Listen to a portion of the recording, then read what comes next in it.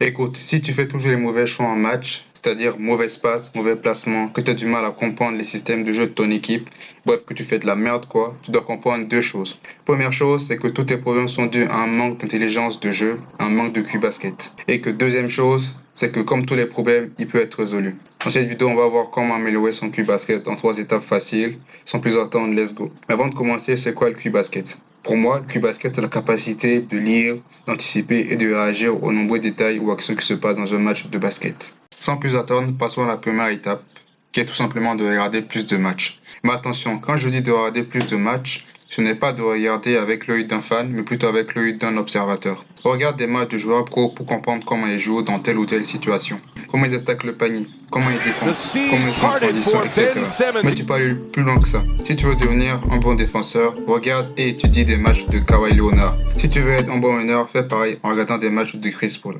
Inspire-toi du jeu de tes joueurs préférés ou de joueurs qui ont une qualité que tu veux avoir ou développer. Deuxième étape, jouer plus de matchs. Regarder et étudier plein de matchs ne servira à rien si tu n'appliques pas ce que tu as vu. C'est alors que cette deuxième étape entre en jeu. Que ce soit des 1v1, 3v3 ou 5 contre 5, tu dois plus jouer. Tu vas sûrement me demander pourquoi faire. Je te dirais que jouer plus te permettra de développer ton instinct de joueur, de développer certains automatismes et de comprendre certains patterns de jeu. Exemple, quand quelqu'un shoot, tu feras naturellement un close-out pour empêcher le rebond offensif. C'est un exemple dans certains QI basket et c'est un automatisme. Et en plus, n'oublie pas que les joueurs les plus forts et les plus expérimentés sont les joueurs qui ont passé beaucoup de temps sur un terrain de basket depuis leur enfance. Troisième et dernière étape, comprendre le système de jeu de son équipe.